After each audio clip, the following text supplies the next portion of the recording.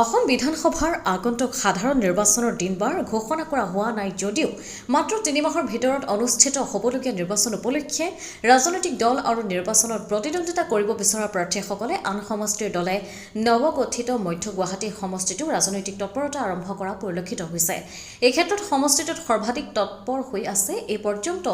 অগপ দলৰ হৈ পূৰ্বৰ পশ্চিম গুৱাহাটী বিধানসভা সমষ্টিত সবাৰকৈ বিধায়ক হৈ বৰ্তমান অসম বিধানসভা জ্যেষ্ঠ বিধায়ক হিচাপে স্বীকৃতি লাভ কৰা ৰমেন্দ্ৰ নাৰায়ণ কলিতাই। পূৰ্বৰ পশ্চিম গুৱাহাটী বিধানসভা সমষ্টিটো বিলুপ্ত হ'লেও সমষ্টিটোৰ নগৰ অঞ্চলৰ এক বৃহৎ অংশক নৱগঠিত মধ্য গুৱাহাটী বিধানসভাৰ সমষ্টিত অন্তৰ্ভুক্ত হোৱাৰ সূত্ৰে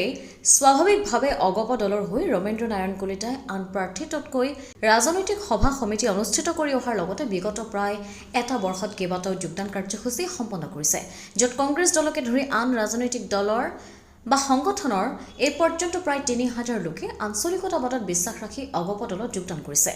এই ধাৰা অক্ষুণ্ণ ৰাখি ২১ জানুৱাৰীৰ দিনা সন্ধিয়া ভাগত অগপ দলৰ মধ্য গুৱাহাটী বিধানসভা পৰিষদৰ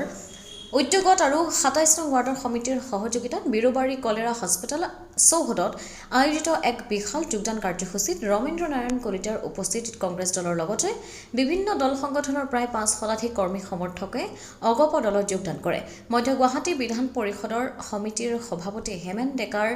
সভাপতিত্বত অনুষ্ঠিত কাৰ্যসূচীত দলত যোগদান কৰা সকলক দলীয় প্ৰতীক চিহ্ন সম্বলিত টুপি পৰিধান কৰোৱাই বিধায়ক ৰমেন্দ্ৰ নাৰায়ণ কলিতাই।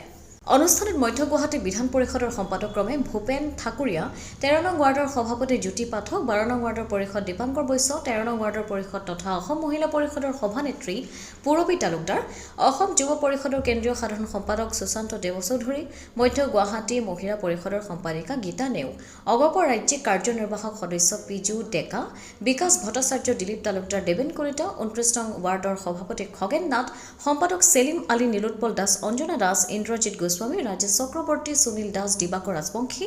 অগপ দলৰ জ্যেষ্ঠ কৰ্মী আৰু যুৱ পৰিষদৰ সদস্য, মহিলা পৰিষদৰ বিষয়ববীয়াসকল উপস্থিত থাকে।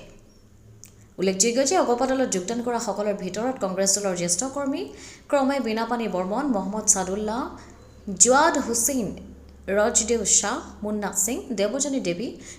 বিভিন্ন দল সংগঠনৰ কেইবাগৰাকীও জ্যেষ্ঠ কৰ্মী আছিল। অন্যহাতে ভাষণ প্ৰসংগত ৰমেন্দ্ৰ নাৰায়ণ কলিতাই দলত যোগদান কৰা সকলোকে আদৰণি জনাই লগতে উল্লেখ কৰিছে যে আগন্তুক বিধানসভা